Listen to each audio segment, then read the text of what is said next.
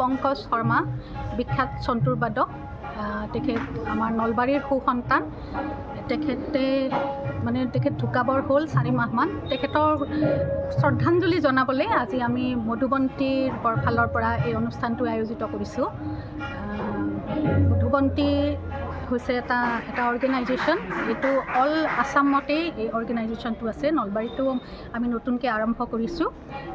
আৰু ইয়াত সহযোগিতা কৰিছে ব্ৰাইট ষ্টাৰ একাডেমি তেওঁলোকে আমাক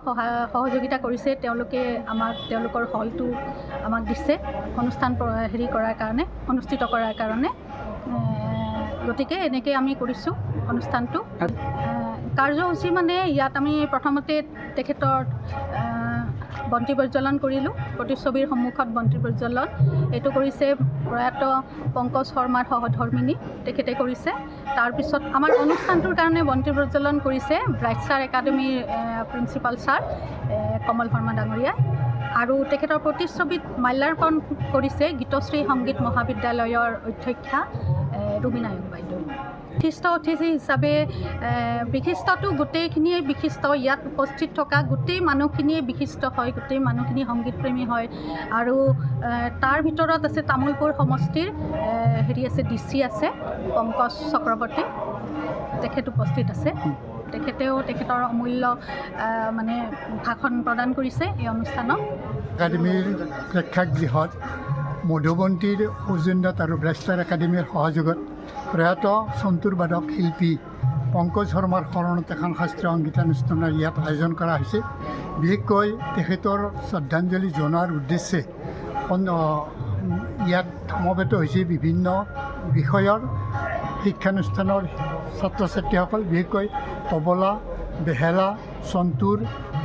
বিভিন্ন বিষয়ৰ যিখিনি ছাত্ৰ ছাত্ৰীয়ে তেখেতৰ আণ্ডাৰত শিকিছিল আৰু তাৰোপৰি বিভিন্ন অনুষ্ঠানৰ যিসকল ছাত্ৰ ছাত্ৰীয়ে ভাল পায় তেখেতসকলে লগ হৈ ইয়াতে আজি এই অনুষ্ঠানটো কৰিছে বিশেষকৈ অনুষ্ঠানটোৰ জৰিয়তে তেওঁ প্ৰয়াত শৰ্মাৰ শ্ৰদ্ধাঞ্জলি জনোৱাৰ উদ্দেশ্যে এইখিনি ইয়াতে অনুষ্ঠিত কৰা হৈছে ইয়াত আজি অনুষ্ঠানটো আমাৰ ইয়াতে উদ্বোধন কৰিছে DC